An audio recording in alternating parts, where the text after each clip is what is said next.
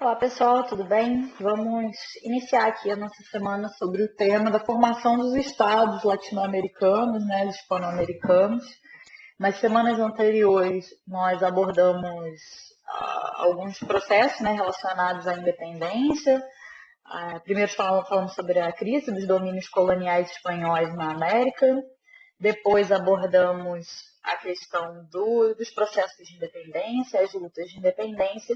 E nessa semana vamos falar um pouco sobre o pós-independência. Começamos então a falar sobre as questões, a reorganização dessa sociedade depois das lutas de independência, os conflitos que vão se dar nesses países em formação, né? Agora não mais vice-reinos, não mais colônia espanhola, mas países que precisam se reorganizar e que tem uma série de desafios pela frente sobre como vão fazer isso, uma vez que se dará em moldes republicanos, né? Como vai ser? Será que vai ser realmente uma república? Ou teremos que fazer uma monarquia?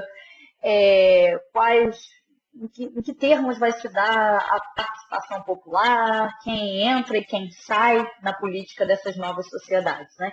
Então são essas questões que vão ser tratadas no texto dessa semana da da Maria Lígia Prado e da Gabriela Pellegrino.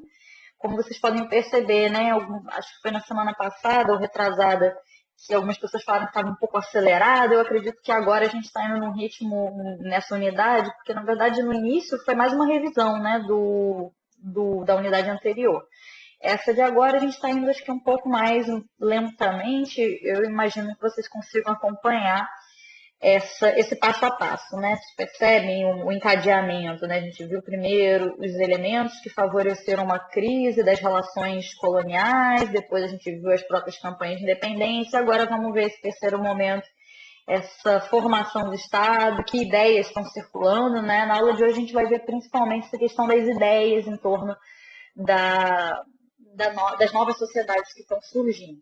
Então, as disputas políticas, né? Então, vai ser uma aula mais voltada aí para essa reflexão sobre o ideário político latino-americano ou hispano-americano no pós-independência, ok?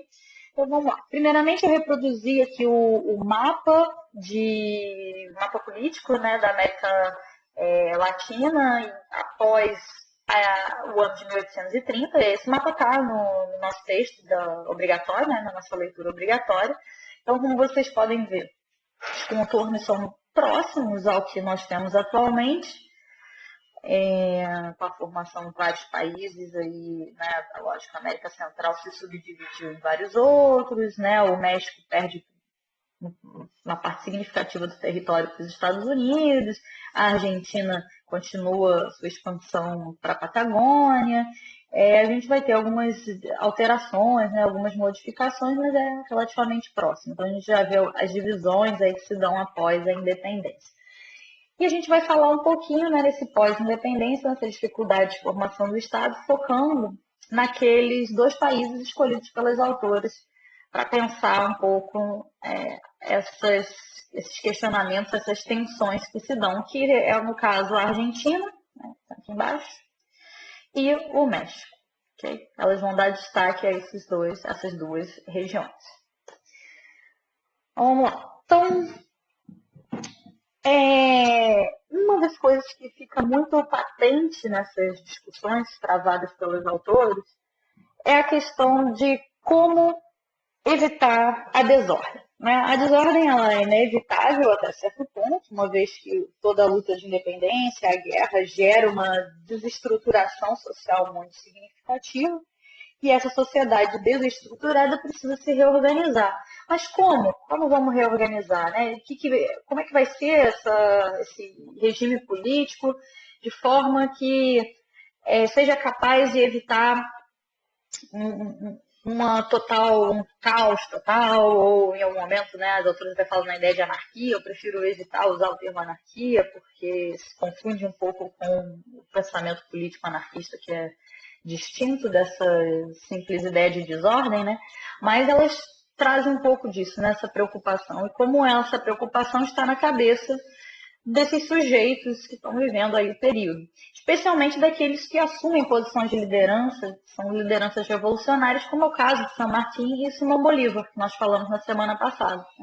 Então, se por um lado eles são extremamente revolucionários em relação a essa ruptura com a Espanha, por outro lado, o que elas apontam é que esse medo da desordem, essa necessidade de reordenar, é, faz com que eles sejam muito, mas muito recalcitrantes em relação à participação popular. Né?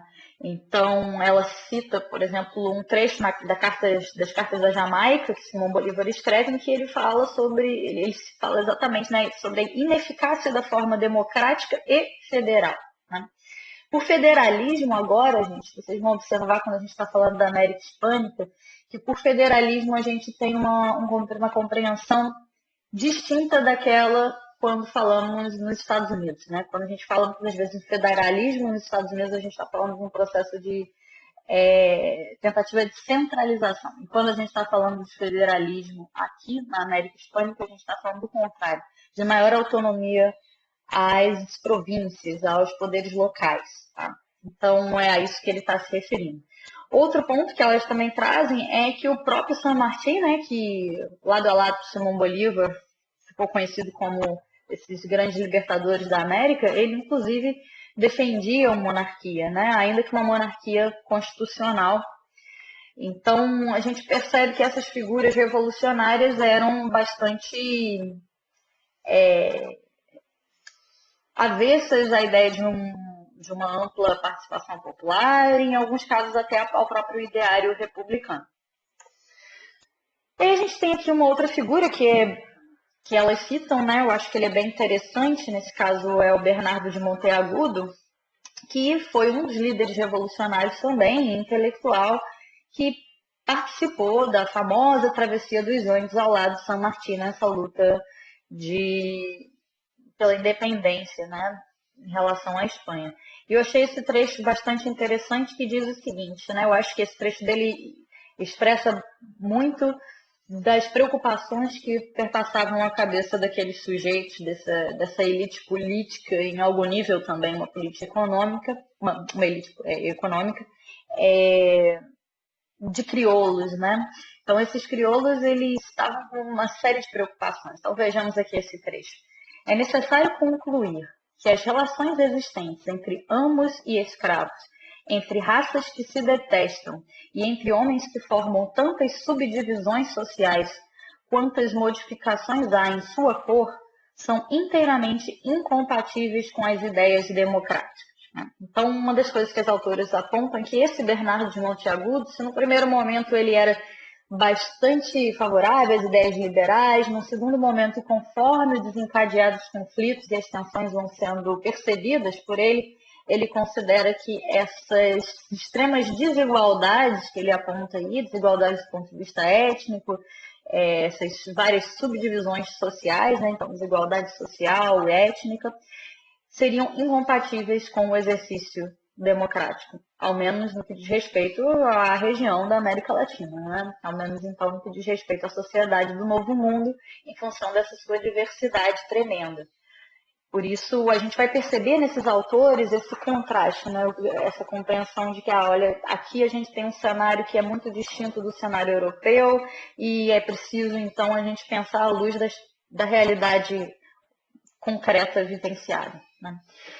Vou dar uma pausa aqui e no próximo vídeo vou entrar um pouco nas discussões dentro da Argentina, né? Nesse pós-independência na Argentina e os tensionamentos que estão colocados no cenário argentino. Até daqui a pouco, então, pessoal.